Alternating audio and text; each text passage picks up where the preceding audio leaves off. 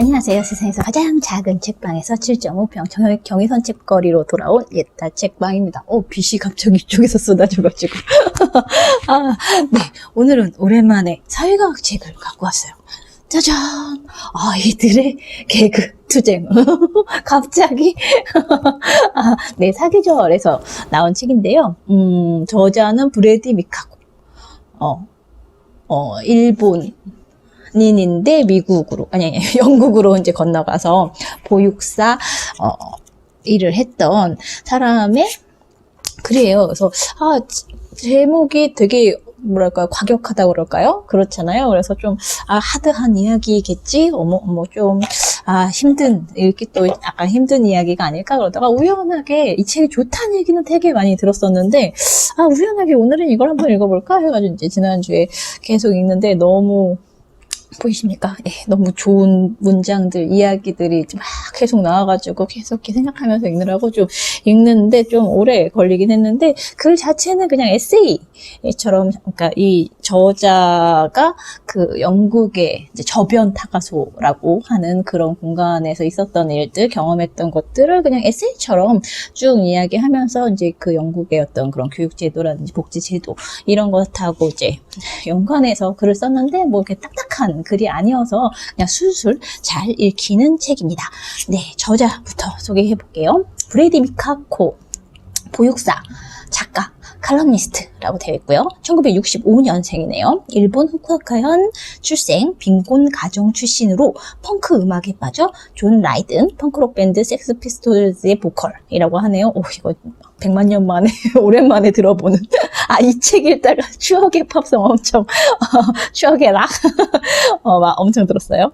큰 감화를 받았다.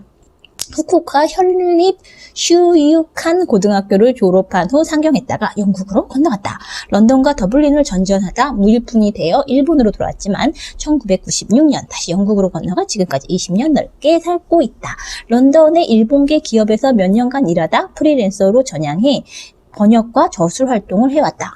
보육사 자격증을 취득한 후 타가소와 어린이집에서 일하며 반대할 때 긴축의 입장에 서게 되었다.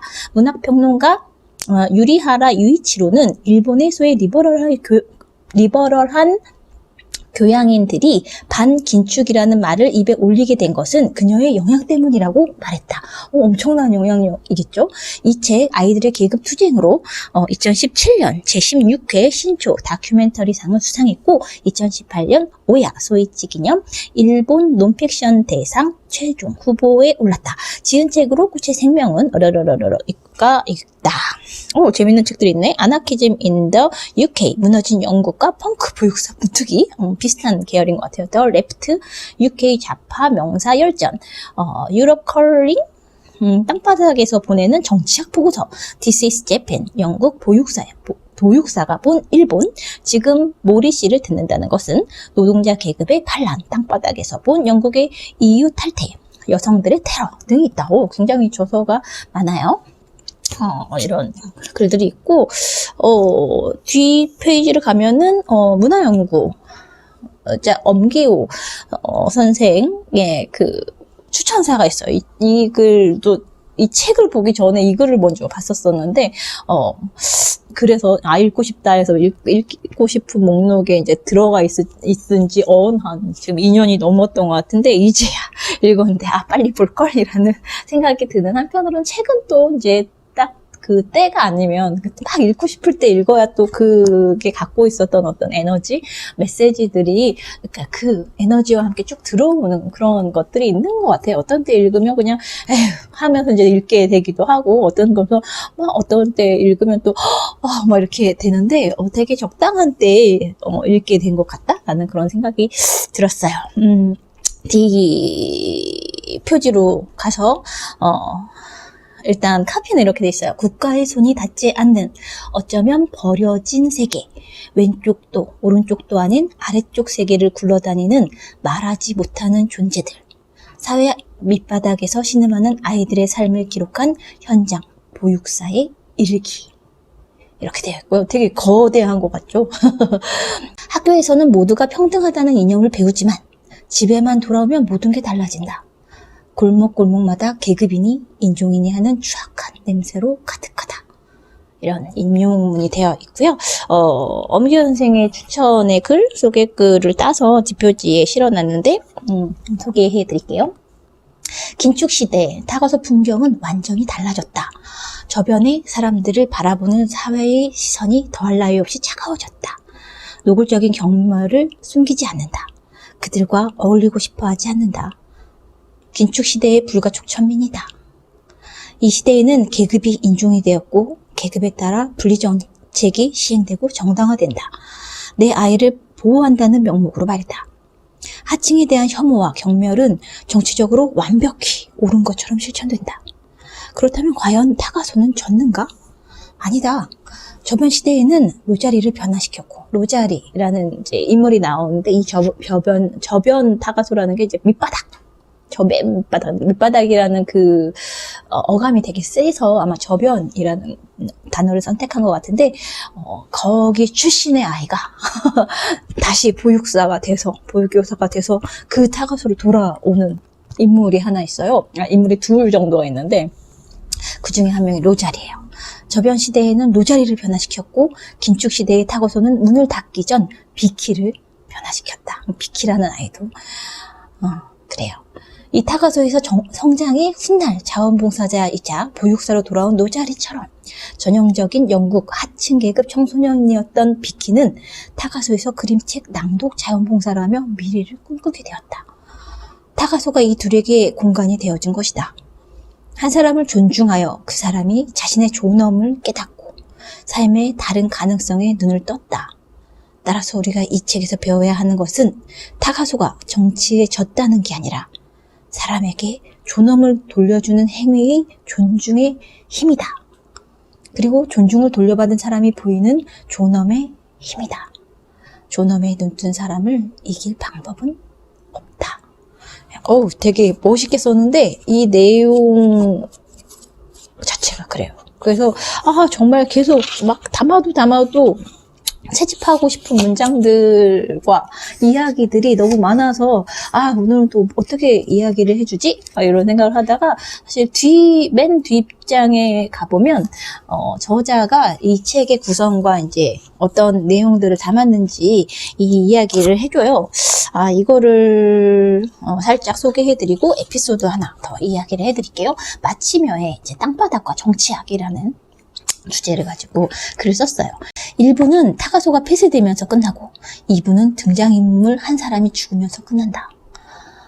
이렇게 어두운 책인가 싶지만 이어서 읽어보면 사람이 죽으면서 막을 내린 2부가 훨씬 밝다. 왜 그럴까? 나는 한참 생각했다. 너무나도 분명하게 상황이 점점 나빠졌으니까? 간단하게 말하자면 그렇다. 보수당 정권의 긴축 재정의 영향이 사회 밑바닥에 본격적으로 나타난 시기에는 고무장갑을 낀 요한, 마지막 이렇게 사라져간 등장인물이 이 친구예요. 같은 사람은 그냥 살아있기만 하는 것도 힘들었으리라. 너무 슬프죠. 살아있기만 하는 것도 힘들다니. 그때가 오기 전에 세상을 떠난 그는 어떤 의미로는 행운하였다 하겠다. 내가 정치에 대해 이야기하게 된 것은 사실상 보육사가 되었기 때문이다. 아니, 좀 더 정확하게 말하면 저변 타가소에서 일을 했기 때문이다. 돌이켜보면 저번 타가소에서는 매일같이 믿을 수 없는 일이 눈앞에서 벌어졌고 놀라움과 분노, 복받쳐 오르는 혐오감의 연속이었다. 물론 아주 잠시 동안이지만 여태껏 경험한 적 없는 아름다움을 느끼는 순간도 있었다. 이 사람들은 어디에서 왔을까? 이런 사람들이 존재하는 사회란 도대체 어떤 곳일까? 이런 사람들이 만들어낸 나라의 정치는 어떤 식으로 변해왔을까? 정치에 대한 내 관심은 모두 타가소에서 비롯됐다. 사회 밑바닥의 진창에 두 발을 디딘 채 신문을 읽고 뉴스를 보고 책을 읽기 시작하자 내 눈에는 지금까지와 전혀 다른 것들이 보였다. 정치란, 제가 사랑하는, 애정하는 정치학자 두 분이 또 계시는데 토론하는 것도 사고하는 것도 아니다. 살아가는 것이며 생활하는 것이다. 막 소름 끼치잖아요. 그렇다. 이는 내가 타가소에서 몸소 경험하고 느낀 것이다. 타가소에서 만난 다양한 사람들은 말 그대로 정치 때문에 살기도 하고 고통을 겪기도 하고 도움을 받거나 배를 곪기도 했다. 생각해보면 일본에서 나고 자란 나는 복지사회라는 개념이 전혀 없었다. 우리도 마찬가지죠, 사실. 사람은 자기 능력에 맞게 살아가는 혹은 죽어가는 것이 당연하다고 생각했다. 우리도 약간 능력주의라는 환상 속에서 그렇게들 살죠. 이 능력에는 자금 조달 능력, 근면함, 의식 수준, 강한 정신력, 좋은 인간성, 의욕의 유무 등 여러 가지가 포함되는데 이런 것들을 갖지 못한 사람은 뒤처지고 비참한 삶을 살게 되더라도 어쩔 수 없다고 생각했다. 내가 제대로 못하는 건 내 잘못이고 세상은 전혀 공정하지 않기 때문이다. 나는 그렇게 믿고 있었다. 하지만 저번 타구수에서 만난 사람들은 아이건 어른이건 그런 능력이 있건 없건 별 상관없이 살아갔으며 그래도 괜찮다며 당당하게 살 수 있었다. 내가 가장 충격을 받은 것은 바로 이 점이었다. 과연 옳은 것일까? 옳지 않은 것일까? 처음에는 이런 것을 생각했다. 하지만 그러다가 아무래도 상관없지 않나? 싶어졌다. 옳거나 옳지 않는 것 말고 다른 것에 신경이 쓰이기 시작했다. 이불을 쓰던 시기에 배우자가 암 진단을 받고 치료에 들어갔다. 우리 집 경제 사정상 치료에만 전념할 수 있는 환경이 아니었다. 그도 보통 때처럼 생활하고 싶어 했다. 그래서 그는 치료를 받는 한편 덤프트럭을 운전하며 매일같이 일했다. 몸은 야위고 머리카락은 빠졌으며 갑자기 20년 정도는 늙어버린 것 같은 그가 일하러 나가는 모습을 보면서 나는 타가소가 있는 무직자와 저소득자를 위한 지원센터에 일하러 나갔다. 그곳에는 건강하고 활기찬 생활보호수급자들이 대낮부터 모여 즐겁게 수다를 떨거나 이상한 냄새를 풍기는 종이담배를 말아 피우고 있었고 심지어 발칙하게도 환한 대낮에 당당하게 지하 세탁실에서 성행위를 하고 있기도 했다. 당신들 그러면 안 돼. 당신들은 쓰레기고 구제불능이야. 라고 말하는 것. 그 앞에 있는 것. 이에 관해 언젠가 나는 한참 생각했다. 생각해보면 내가 계속해서 말하고 싶었던 것은 바로 이것이 아니었을까? 그건 사랑일까? 그렇게 생각한 적도 있다. 하지만 그건 아니다. 분명히 사랑 같은 것도 있었지만 사랑 그 자체는 아니었다. 거기에 분명히 있던 것, 그것은 무엇이었을까? 나는 알 수 없었다. 시간이 흘러 저변 타가소로 복귀한 나는 일부에서 이야기한 긴축 타가소가 폐쇄되고 그 공간이 푸드뱅크로 변한 모습을 보았을 때 무기질의 철제 선반이 늘어서고 비닐봉지에 든 식재료와 통조림이 가지런히 놓여있는 모습을 마주했을 때 거기서 없어진 것이 무엇인지 분명히 알게 되었다. 없어진 것, 그것이야말로 그곳에 있었던 것이다. 그것은 아나키즘이라 불린 존엄성이었다. 아나키즘이야말로 존엄성이었다. 서양에서는 존엄성을 장미꽃에 비유하는데 아나키즘이라는 존엄성은 전국에 피는 아름다운 꽃도 온실에서 꺼내면 말라 비틀어지는 연약한 꽃도 아니다.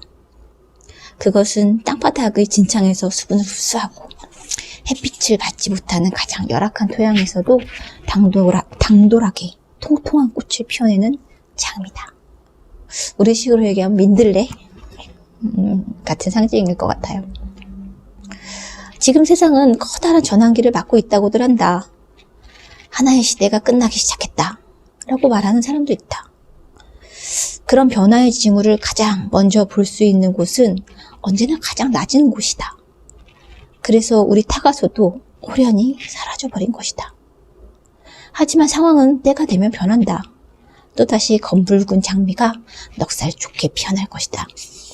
그때는 애니의 예언처럼, 애니는 약간 사부격되는 보육사세요. 보육 철학이 투철한 그런 분이에요. 그때는 애니의 예언처럼 타가소가 부활할지도 모른다. 이번에는 다른 장소일지도 모르고 다른 방식일지도 모른다. 형태가 완전히 달라질 수도 있고 어쩌면 더 이상 타가소일 필요가 없을지도 모른다. 저번 타가소와 긴축 타가소는 땅바닥과 정치학을 이어주는 장소였다. 그런 장소가 특정한 곳에만 있는 것이 아니라 온 천지에 발에 채일 정도로 많이 굴러다니고 있다는 걸 지금의 나는 알고 있다.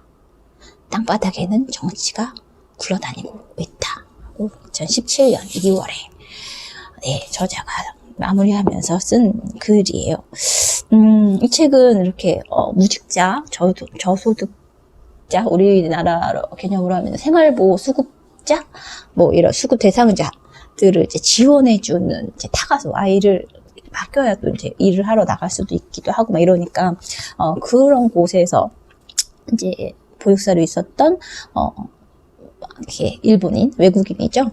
이 겪었던, 자기가 거기서는 미국에서는, 아니, 영국에서 자꾸 왜 미국이 나오지? 영국에서는 이 사람도 이제 유색인종, 막 이렇게 하고 약간 인종차별과 이런 것들을 같이, 빈민가에서도 또 이제 그런 것들이 있기도 하고, 그 안에는 이제 또 빈곤할수록 또 이제 장애인 아이들, 특수한 아이들, 이 아이들을 어떻게 또 같이 어우러지는지, 이게 그냥 아름답고 어떤 철학적이고 그래야 하기 때문이 아니라 막 이렇게 대하다 보면, 섞이다 보면, 다양한 것들은 그냥 그 자체로 다양하게 있는 것만으로도 되게 중요한 거야. 라는 그런 이야기들도 이제 순간순간 나오기도 하고, 여기서 만난 아이들에 대한 이야기가 전혀 아름답지 않은데 되게 생생하게 잘 묘사가 돼 있어서 굉장히 우리나라하고, 우리나라의 뭐 이렇게, 우리나라도 이제 학교? 예전에 같으면 8학군, 요즘에 5학군, 이런 식으로 이제 막 이렇게 학군 좋은 곳에 위치해 있고 싶어 하고 막 이런 것들이 있다 보니까 그런 상황들, 그리고 이제 어떤 가난한 것에 대한 어떤 차별, 이런 것들이 점점 많아지고 있잖아요. 그런 것들 다 거지로 만들어 버리는 그런 용어들, 혐오의 말들, 이런 것들 속에서 굉장히 되게 생각해 볼 것들이 되게 많다. 특히 양육자들, 그리고 아이들과 지내는 시간이 많은 사람들, 그리고 무엇보다 사람을 어떻게 대할 것인가 라는 것에 대해서 좀 고민해 볼 거리를 많이 던져주는 곳이어서 어떤 운동하는, 사회운동 하시는 분들도 좋을 것 같고, 교육, 보육, 그리고 이렇게 아이를 키우는 분들 읽어보면 너무 좋겠다. 조금 늦었지만 2019년에 나왔더라고요. 조금 늦었지만 강력하게 추천하고 싶은 책입니다.